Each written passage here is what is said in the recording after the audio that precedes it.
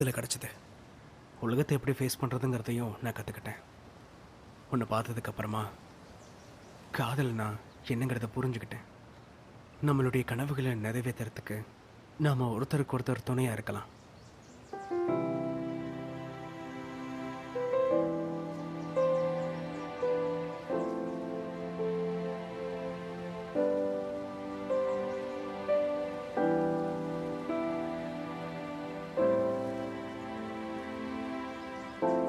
இந்த பைத்தியக்காரனை நீ கல்யாணம் பண்ணுப்பியா? உன்னுடைய வாழ்க்கையில் நீ என்னை ஏற்றுக்குவியா? ஜிலாய், நீ எப்பவுமே என்னோட வாழ்க்கை தான். எல்லா கஷ்டத்தையும் நீ தாண்டி வர, எல்லா எல்லைகளையும் மீறி நீ என்னை தேடி வர. எனக்கு இப்ப புரியுது, 2 பேரும் உண்மையிலேயே காதலிச்சா உலகத்துல அவங்க எங்க இருந்தாலும் சரி, அவங்க 2 பேரும் ஒன்று சேர்ந்துருவாங்க.